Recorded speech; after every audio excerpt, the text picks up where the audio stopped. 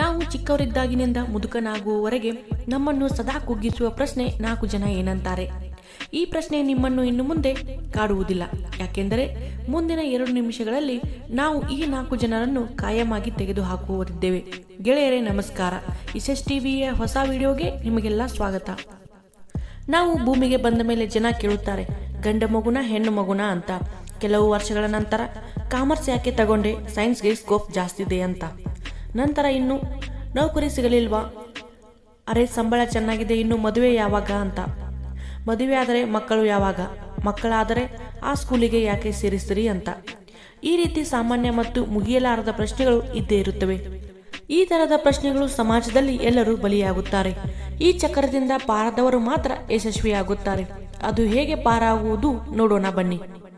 Number 1, 4 ಜನ ಏನಂತಾರೆ ಅಂತ ನಿಮಗೆ ಪದೇ ಪದೇ ಯಾರಾದರೂ ಹೇಳುತ್ತಿದ್ದರೆ ಅಥವಾ ನಿಮಗೆ ಹಾಗೆ ಅನಿಸುತ್ತಿದ್ದರೆ ಈ 4 ಜನ ನಿಮಗೆ ಪ್ರತಿದಿನ ಅನ್ನ ಹಾಕುವುದಿಲ್ಲ. ಬೇಕಿದ್ದರೆ ಪ್ರಯೋಗ ಮಾಡಿ ನೋಡಿ. ನಿಮಗೆ ಎಷ್ಟೇ ಹತ್ತಿರದ ಸಂಬಂಧಿ ಅಥವಾ ಆತ್ಮೀಯರು ಇದ್ದರೂ ನೀವು ಅತಿಥಿಯಾಗಿ ಅವರ ಮನೆಯಲ್ಲಿ 1 ವಾರ ನಿಂತು ನೋಡಿ ಅವರು ಹೇಗೆ ಬದಲಾಗುತ್ತಾರೆ ಎಂದು. ಇನ್ನು ದಾರಿಯಲ್ಲಿ ಹೋಗುವಾಗ ಮಾತನಾಡುವಾಗ ಈ 4 ಜನ ನಿಮಗೆ ಏನು ಉಪಕಾರ ಮಾಡಲಾರದು. ಹಾಗಾಗಿ ನೀವು ಏನು ಕೆಲಸ ಮಾಡಬೇಕೆಂದು ಅಂದುಕೊಂಡಿದ್ದೀರೋ ಅದನ್ನು ಮಾಡಿರಿ. 4 ಜನ ಏನನ್ನುತ್ತಾರೆ ಎಂಬುದು ನಮಗೆ ಬೇಡವಾದ ವಿಷಯ. ನಂಬರ್ 2, ನಿಮಗೆ ನಿಮ್ಮ ಮನಸ್ಸಿಗೆ ಏನಾದರೂ ಮಾಡಬೇಕೆಂದು ಬಲವಾಗಿ ಅನಿಸುತ್ತಿದ್ದರೆ ಅದನ್ನು ಮಾಡಿಬಿಡಿ. 4 ಜನರ ಮಾತಿಗೆ ಹೆದರಿ ನೀವು ಇಷ್ಟಪಡುವ ಕೆಲಸವನ್ನು ಕೈ ಬಿಡಬೇಡಿ.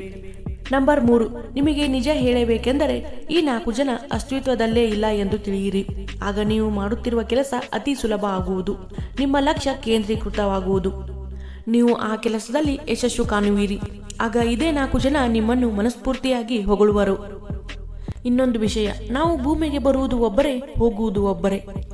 ಅವರೇನಂತಾರೆ, ಊರಲ್ಲಿ 4 ಜನ ಏನಂತಾರೆ, ಸಂಬಂಧಿಕರು ಏನಂತಾರೆ ಅಂತ ಕುಳಿತರೆ ನಮ್ಮ ಆಯಸ್ಸು ಹೀಗೆ ಮುಗಿದು ಹೋಗುತ್ತದೆ. ಒಮ್ಮೆ ಮುಪ್ಪು ಆವರಿಸಿಕೊಂಡರೆ ಏನು ಮಾಡಲು ಆಗುವುದಿಲ್ಲ. ಹಾಗಾಗಿ ಯಾರೇನೆಂದರೂ ಸರಿ, ನಮ್ಮ ಮನಸ್ಸಿಗೆ ಆನಂದ ಕೊಡುವ ಮತ್ತು ಮುಂದೆ ನಮಗೆ ಯಶಸ್ಸು ಮತ್ತು ಕೀರ್ತಿ ತಂದು ಕೊಡುವ ಕೆಲಸ ಯಾವುದಾದರೂ ಸರಿ, ಅದನ್ನು ಹಿಂದೆ ಪ್ರಾರಂಭಿಸಿ ಯಶಸ್ಸು ಕಾಣಲಿ. ಧನ್ಯವಾದಗಳು.